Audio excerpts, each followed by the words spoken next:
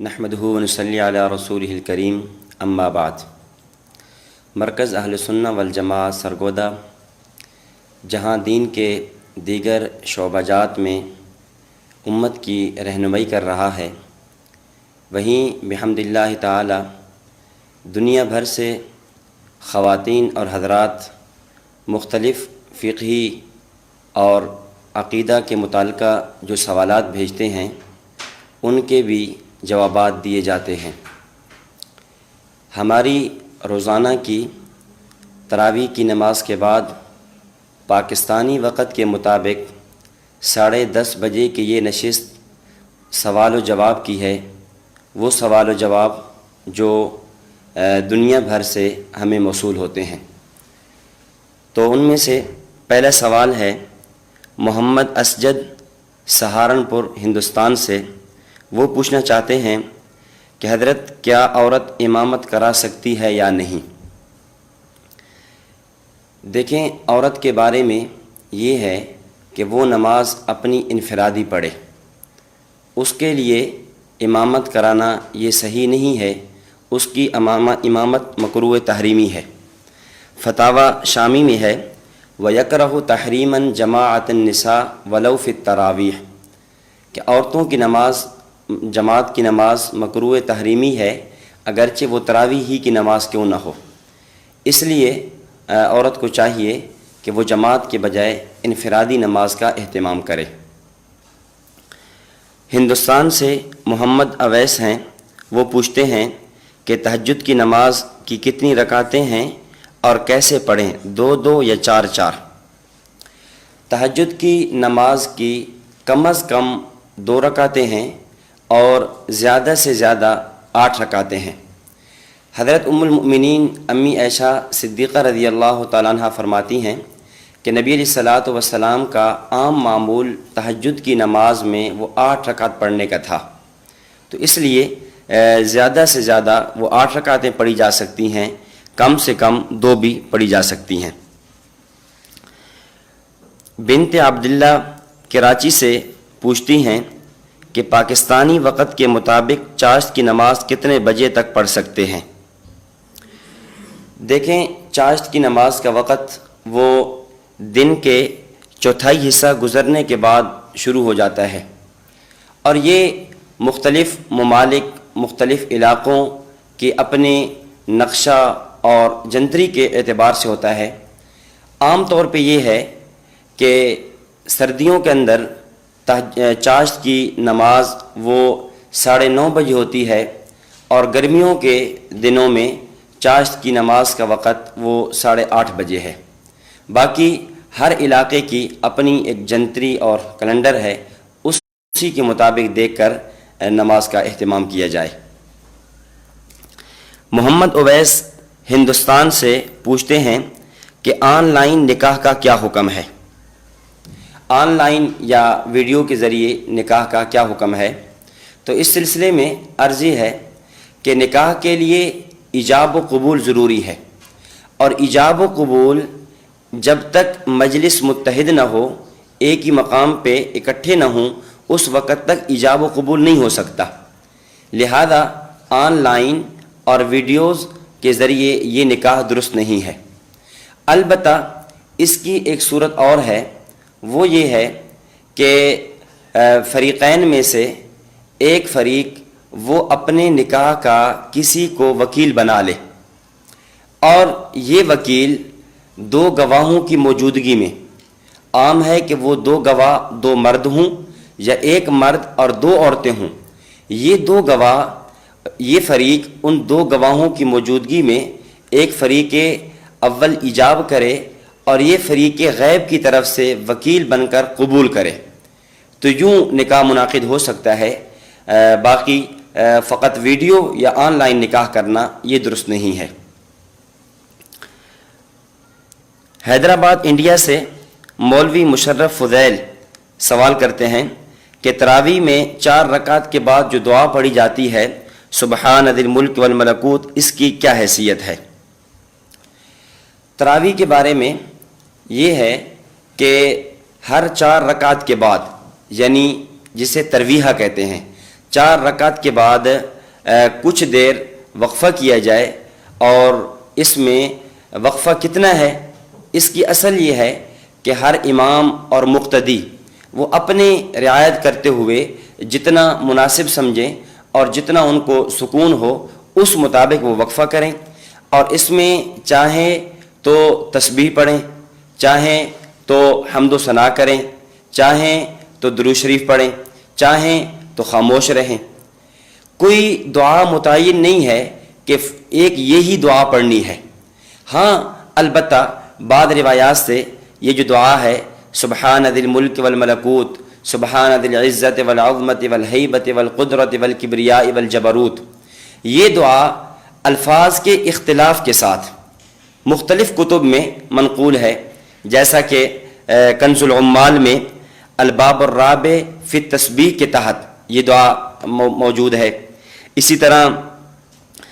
علامہ جلال الدین سیوطی رحمۃ اللہ علیہ، جن کی وفات ہے سن 911 ہجری میں، انہوں نے بھی اپنی کتاب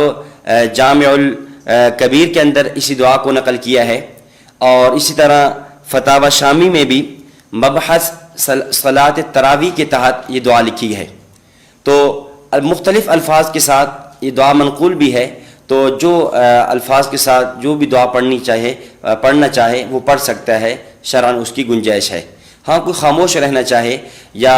کوئی درود شریف یا لا الہ الا اللہ تسبیح تحمید وغیرہ کرنا چاہے وہ بھی کر سکتا ہے۔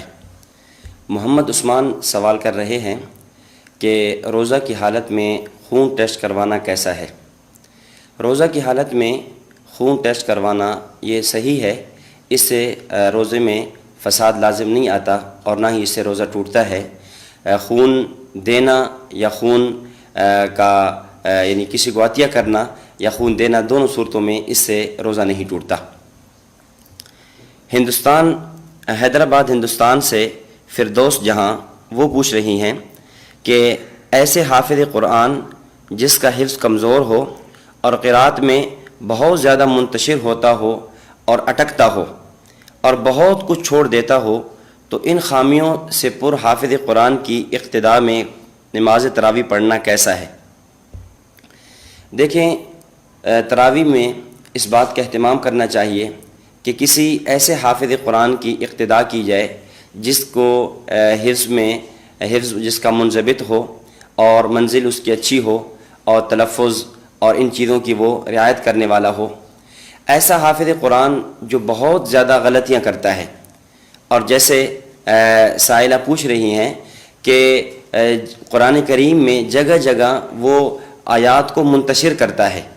تو ظاہر ہے آیات کے انتشار سے لحن جلی کا ایک قوی اندیشہ ہے، اور لحن جلی سے بس اوقات نماز فاسد ہو جاتی ہے۔ تو اس لیے ایسے حافظ قرآن کی اقتداء میں نماز تراویح نہ پڑھی جائے، بلکہ ایسے حافظ قرآن کو چاہیے کہ اولاً اپنی منزل کو منضبط کریں اور اس کے بعد پھر تراویح میں لوگوں کو نماز پڑھائیں۔ فردوس جہاں بنت محمد شفیع الدین ہندوستان سے پوچھ رہی ہیں کہ عورت کا آن لائن تعلیم دینا شرعاً کیسا ہے اور کس نہج پر دینی چاہیے؟ عورت آن لائن شرعاً تعلیم دے سکتی ہے، لیکن شرعی حدود و قیود کی رعایت رکھتے ہوئے، مثلاً ویڈیو ریکارڈنگ نہ ہو، اور اس کی جو آڈیو ریکارڈنگ ہے وہ صرف عورتیں اور چھوٹے بچے سن سکیں۔ کوئی ایسی ترتیب بنا لی جائے کہ اس کی آواز فقط خواتین ہی تک پہنچے، چھوٹے بچوں تک پہنچے، اس کے علاوہ مرد حضرات تک نہ پہنچے، تو پھر اس اعتبار سے تعلیم دینا اس کے لیے درست ہے۔ اور اس بات کا بھی صاف خیال رکھا جائے کہ اس کی وہ جو تعلیم ہے یا اس کی وہ ریکارڈنگ ہے بعد میں نیٹ پہ اس طرح نہ باقی رہ جائے کہ ہر عام و خاص اس کو سن سکے۔ اگر ان حدود اور قیود کا خیال کیا جائے تو پھر عورت کا شرعاً تعلیم دینا آن لائن یہ درست ہوگا۔ نوید احمد یو پی ضلع کبیر نگر ضلع انڈیا اس سے پوچھ رہے ہیں کہ اگر کسی کے 2 بھائی ہوں اور دونوں بھائیوں کی شادی ہو گئی ہو اور ایک بھائی کا انتقال ہو گیا ہو، تو کیا اس کا وہ بھائی اس کی بیوی سے نکاح کر سکتا ہے؟ یعنی ان کے سوال کا مقصد یہ ہے کہ ایک آدمی دو بھائی ہیں اور ایک بھائی کا انتقال ہو جائے تو اب دوسرا بھائی اپنے پہلے بھائی کی بیوی سے یعنی بھابھی سے نکاح کر سکتا ہے یا نہیں؟ تو جواب یہ ہے کہ اگر وہ دو بھائیوں کی جو دو بیویاں ہیں وہ آپس میں بہنیں نہیں ہیں تو اس صورت میں یہ عورت اپنی عدت گزارے، عدت گزارنے کے بعد اس کا یعنی خاوند کا جو مرحوم خاوند کا بھائی ہے اس عورت سے نکاح کر سکتا ہے، البتہ اس بات کا خاص خیال کیا جائے کہ وہ دونوں ایک بھائی کے عقد میں آنے والی دونوں بہنیں نہ ہوں۔ اللہ تعالیٰ قرآن کریم میں فرماتے ہیں وَأَن تَجْمَعُوا بَيْنَ الْأُخْتَيْنِ إِلَّا مَا قَدْ سَلَفَ کہ کوئی آدمی ایک ہی وقت میں دو بہنوں کو نکاح میں جمع نہیں کر سکتا۔ جموں کشمیر سے سید یاسر بخاری وہ سوال کرتے ہیں کہ ناک کی نجاست اگر اپنے آپ اندر چلی جائے تو روزہ ٹوٹ جاتا ہے یا نہیں؟ اس صورت میں روزہ نہیں ٹوٹتا۔ عبداللہ خان سوال کر رہے ہیں کہ کیا کیرم بورڈ کھیلنا جائز ہے یا نہیں؟ دیکھیں، شریعت مطہرہ نے ہر ایسے کھیل کی حوصلہ افزائی کی ہے جس میں انسان کا دین کا یا دنیا کا نفع ہو، جس میں انسان کا جسمانی فائدہ ہو، جیسے تیراکی ہے، گھوڑ سواری ہے، تیر اندازی ہے، اس طرح کے کھیل۔ اور ہر ایسا کھیل جس میں نہ دین کا فائدہ ہے اور نہ ہی دنیا کا فائدہ ہے اور نہ ہی جسمانی ورزش ہے تو ایسے کھیل کو شریعت پسند نہیں کرتی۔ اور پھر خاص طور پہ ہر وہ کھیل جس میں وقت کے ضیاع کا اندیشہ ہو، اور بسا اوقات کیرم بورڈ یا اس طرح کے یہ کھیل وہ کھیل ہیں کہ عام طور پہ ان میں مشغول ہونے سے، منہمک ہونے سے آدمی کی عام طور پہ نماز چلی جاتی ہے اور دیگر قیمتی اوقات ضائع ہو جاتے ہیں، تو اس لیے ایسے کھیلوں سے بچنا چاہیے۔ چنیور سے محمد سعد کہہ رہے ہیں کہ آپ کے کو صراط مستقیم میں نجاست کے بارے میں سنا اور ماشاء اللہ آپ نے بہت اچھا سمجھایا۔ میرا سوال یہ ہے کہ نجاست کی مقررہ مقدار کی معافی صرف اس صورت میں ہے جب ہمیں اس کا علم نہ ہو، یا اگر کپڑوں پر نجاست لگ جائے اور اس کی مقدار بھی قابل معافی ہو تو ہم معلوم کرنے کے باوجود بھی قابل معافی سمجھ کر نظر انداز کر سکتے ہیں اور دھوئے بغیر ہی اعمال کر سکتے ہیں یا نہیں؟ دیکھیں، نجاست کی جو ایک درہم یا درہم سے زائد مقدار ہے وہ تو معاف نہیں ہے، وہ چاہے علم میں ہو یا نہ ہو، بہر صورت اس کے نجاست کے ہوتے ہوئے نماز نہیں ہوگی۔ ہاں، ایک درہم سے کم کی جو مقدار ہے اگر بندے کے علم میں بھی ہو اور بآسانی اس کو دھو بھی سکتا ہو، وقت بھی ہو، پانی کے اسباب بھی میسر ہوں، تو پھر اس کو نہ دھونا یہ مناسب نہیں ہے، یہ خلاف اولا ہے۔ بہتر یہی ہے کہ اس کو دھو لیا جائے۔ ہاں، علم میں تو ہے لیکن وقت میں گنجائش نہیں ہے، یا جلتی میں تھا، سستی ہو گئی، تو اس صورت میں اگر نماز پڑھ بھی لی تو نماز ہو جائے گی، لیکن بہتر یہی ہے کہ درہم سے کم مقدار والی نجاست کو بھی دھو لیا جائے۔ چنیور سے محمد سعد پوچھ رہے ہیں کہ چھپکلی کو مارنا ثواب ہے، اور اسی طرح دوسرے حشرات جیسے مچھر، سانپ، بچھو وغیرہ، ان کا کیا حکم ہے؟ جی ہاں، چھپکلی کے مارنے کی احادیث میں اجازت موجود ہے، جیسا کہ صحیح مسلم میں امام مسلم رحمۃ اللہ علیہ نے ایک باب قائم کیا، باب استحباب قتل الوزغ، اور اس کے تحت وہ حدیث لائے ہیں حضرت ابو ہریرہ رضی اللہ تعالیٰ عنہ سے کہ نبی علیہ الصلوۃ والسلام نے فرمایا، من قتل وزغۃ فی الضربۃ الاولی فلہ کذا وکذا حسنۃ، کہ جس آدمی نے پہلی ضرب میں، پہلی مار میں چھپکلی کو مارا، اس کے لیے اس قدر اجر ہے۔ ومن قتلها فی الضربۃ الثانیہ فلہ کذا وکذا حسنۃ لدون الاولی، اور جس آدمی نے دوسری ضرب میں چھپکلی کو مارا اس کے لیے اتنی نیکیاں ہیں، پہلی ضرب سے مارنے والے کی نسبتاً کم نیکیاں۔ وَإِن قَتَلَهَا فِي الضَّرْبَةِ الثَّالِثَةِ فَلَهُ كَذَا وَكَذَا حَسَنَةً لِدُونِ الثَّانِيَةِ، اور جس آدمی نے تیسری ضرب میں چھپکلی کو مارا، اس کے لیے اس قدر نیکیاں ہیں دوسری ضرب سے مارنے والے کے کم۔ تو اس سے معلوم یہ ہوا حدیث شریف سے کہ چھپکلی کو مارنا فی ذات ہی جائز ہے، بلکہ اس پہ اجر اور ثواب کا بھی وعدہ ہے۔ اور اسی پر قیاس کرتے ہوئے دیگر حشرات میں جو نقصان دہ چیزیں ہیں، مثلا سانپ ہے، بچھو ہے، مچھر ہے، یا دیگر اس طرح کی چیزیں جو انسان کو نقصان پہنچاتی ہیں، ان کا قتل کرنا بھی جائز ہے، ان کو مارنا بھی صحیح ہے۔ احمد عیسیٰ سوال کرتے ہیں کہ ایک صاحب ہیں کہ جن کے مسوڑوں سے خون آتا ہے اور سونے کی حالت میں حلق میں بھی چلا جاتا ہے، ان کے روزے کا کیا حکم ہے؟ کیا سونے کی حالت میں خون اندر حلق میں چلا جائے تو روزہ فاسد ہو جائے گا؟ تو جواب یہ ہے کہ اگر خون نکلا اور حلق میں چلا گیا، لیکن یہ خون اتنا تھا کہ تھوک پر غالب تھا، تو اس سے روزہ فاسد ہو جائے گا اور اس روزے کی صرف قضا ہوگی، کفارہ نہیں ہوگا۔ ہاں، خون نکلا اور حلق میں چلا گیا لیکن تھوک غالب تھی، خون مغلوب تھا، تو یعنی خون کم تھا، تھوک زیادہ تھی، تو اس صورت میں روزہ فاسد نہیں ہوگا۔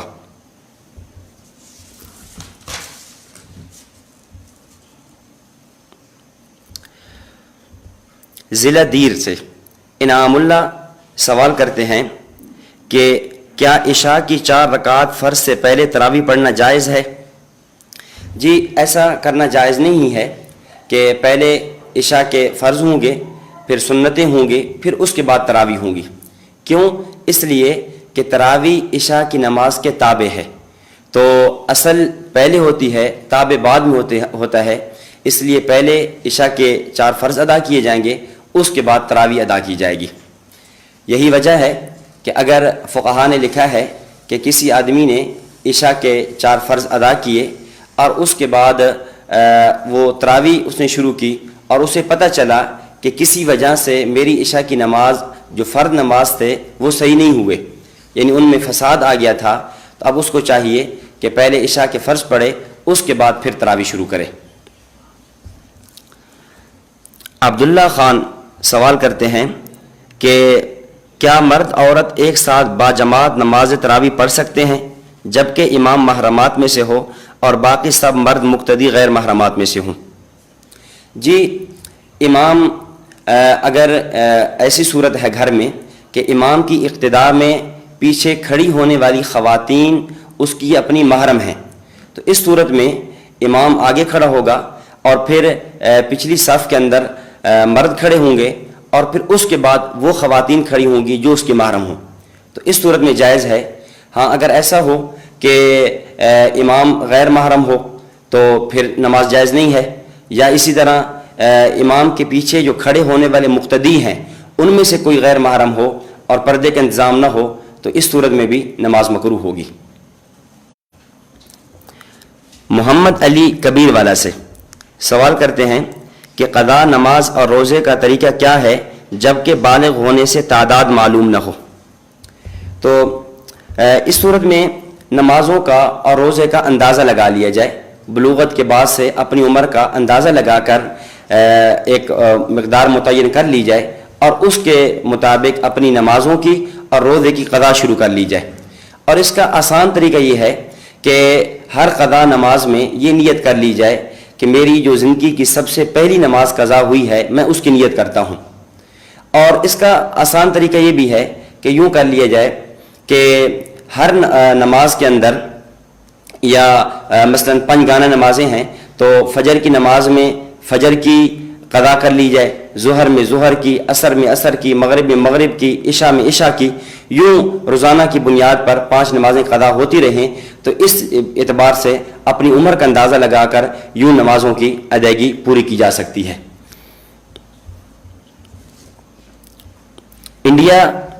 دہلی انڈیا سے محمد عامر پوچھتے ہیں کہ کیا روزے کی حالت میں ناف میں تیل لگا سکتے ہیں یا غسل میں ناف میں پانی ڈالنا درست ہے یا نہیں؟ اور میرا دوسرا سوال کہ کل کی نشست میں آپ نے مطلقاً بتایا تھا کہ روزے میں انجیکشن لگوانے سے روزہ نہیں ٹوٹتا، لیکن میں نے سنا ہے کہ اگر پیٹ میں انجیکشن لگوائیں تو روزہ ٹوٹ جاتا ہے، آپ کے دو سوال ہیں، اور یہ سوال عام طور پہ لوگوں کو پیش آتے ہیں اور پوچھتے رہتے ہیں کہ ایک یہ ہے کہ روزے کی حالت میں ناف میں تیل لگانا، اس میں کوئی حرج نہیں اور اس میں نہ ہی روزے میں کسی قسم کی کوئی خرابی لازم آتی ہے، اور دوسرا انجیکشن لگوانا، انجیکشن لگوانے سے بھی روزہ نہیں ٹوٹتا، اور یہ جو آپ نے سنا ہے کہ پیٹ میں انجیکشن لگوائیں تو اس سے روزہ ٹوٹ جاتا ہے، ایسی کوئی بات نہیں۔ انجیکشن کا ایک ہی حکم ہے، جہاں کہیں بھی لگایا جائے اس سے روزہ فاسد نہیں ہوتا۔ محمد تابش وہ سوال کرتے ہیں کہ کھانا کھانے کے بعد کوئی میٹھی چیزیں کھانا سنت ہے یا نہیں؟ دیکھیں، نبی علیہ الصلوۃ والسلام کے بعض سنن وہ ہیں جو سنن عادیہ ہیں، یعنی آپ نے بطور عادت کے فرمائی، اور بعض سنن ایسی ہیں جو سنن شرعیہ، یعنی جس کو آپ نے حکم شریعت کے طور پہ بیان فرمایا۔ اب کھانا کھانے کے بعد میٹھا کھانا تو یہ ایسی چیز نہیں ہے جس کو نبی علیہ الصلوۃ والسلام نے بطور شریعت کے بیان فرمایا ہو۔ البتہ کتب احادیث میں دیکھنے سے معلوم ہوتا ہے کہ ایک موقع پہ آپ علیہ الصلوۃ والسلام نے کھانا کھایا، اور کھانا کھانے کے بعد آپ نے کھجور منگوائی اور وہ کھائی اور پسند فرمائی، جیسا کہ ترمذی میں امام ترمذی رحمۃ اللہ علیہ نے حضرت اکراش بن ذبیب رضی اللہ تعالیٰ عنہ سے یہ روایت نقل کی ہے۔ لیکن اس ایک روایت کو دیکھ کر اس پر کہ کھانا کھانے کے بعد میٹھا کھانا مستقل سنت ہے، یہ حکم لگانا یہ درست نہیں ہے، البتہ کبھی کبھار کر لیا جائے تو یہ درست ہے۔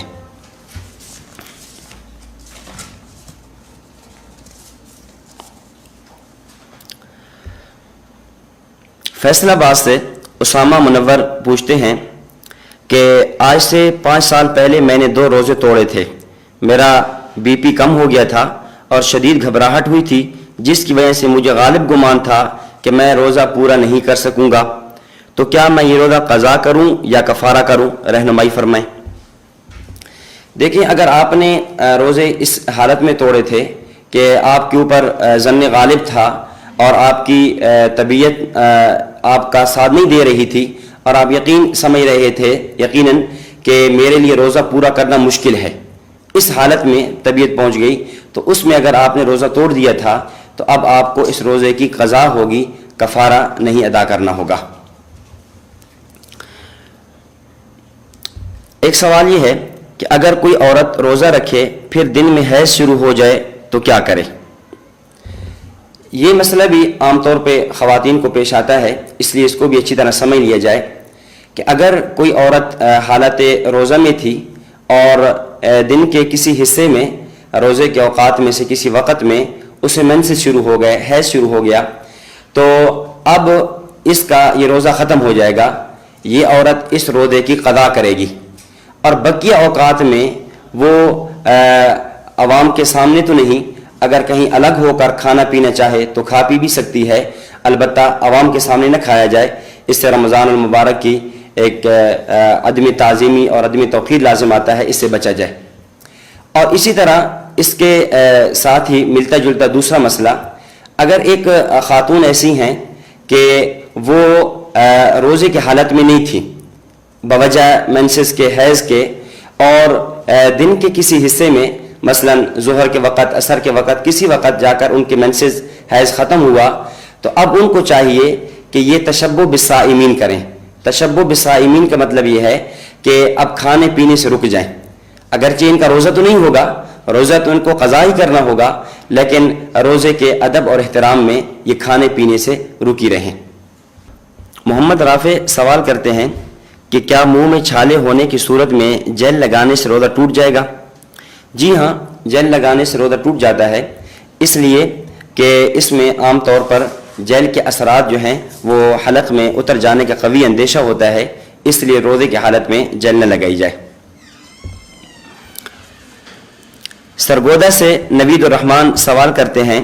کہ روزے کی نیت کی دعا میں کل کا لفظ کیوں آتا ہے؟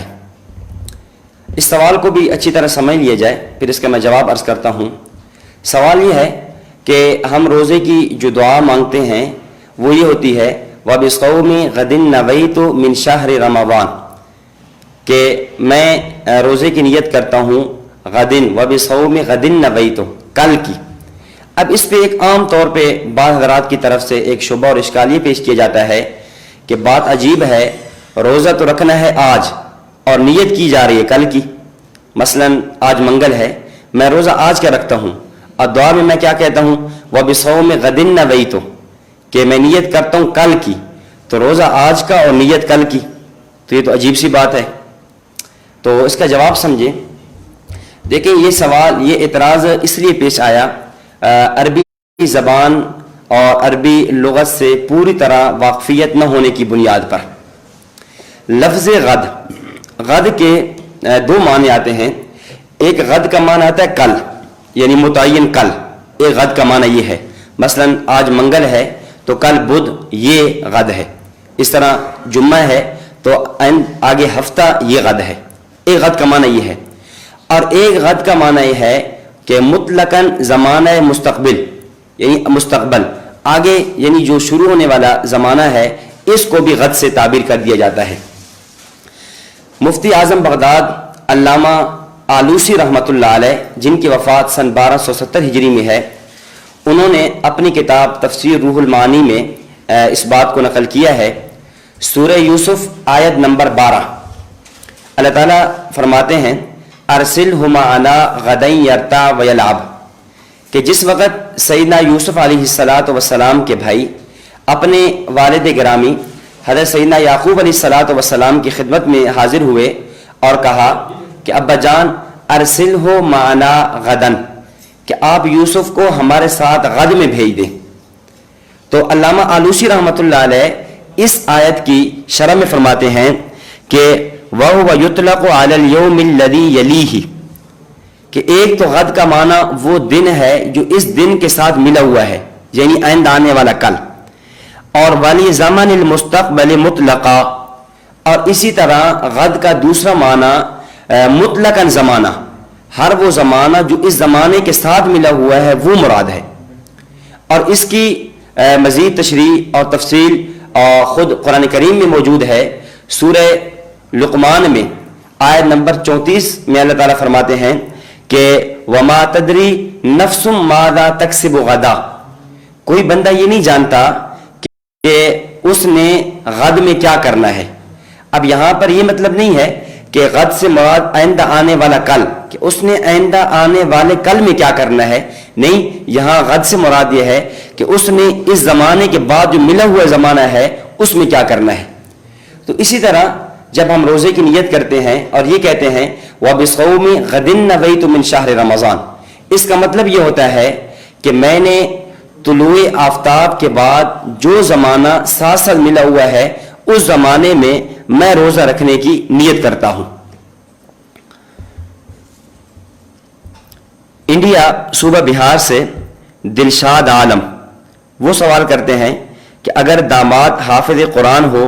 تو کیا ساس سسر داماد کی اقتداء میں تراویح کی نماز پڑھ سکتے ہیں؟ جی ہاں، اگر داماد حافظ قرآن ہے تو داماد کی اقتداء میں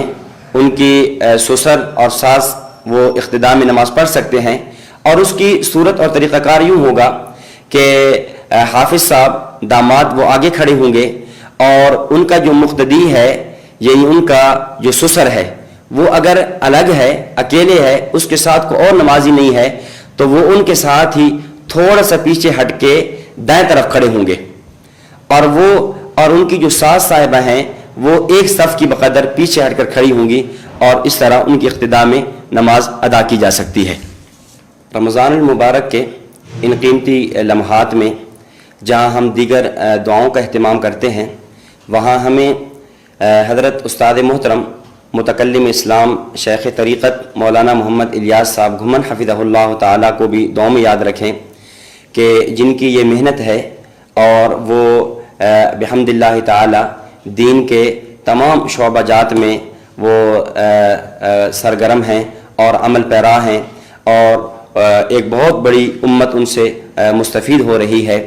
اور ہم اپنے سوالات بھی ہماری یہ ویب سائٹ ہے، اس پہ ہم اپنے سوالات بھی آپ بھیجتے رہا کریں، اور انشاءاللہ ہر آنے والی نشست میں آنے والے جو مفتی صاحب ہوں گے وہ آپ کے ان سوالات کے جواب بھی انشاءاللہ دیتے رہیں گے.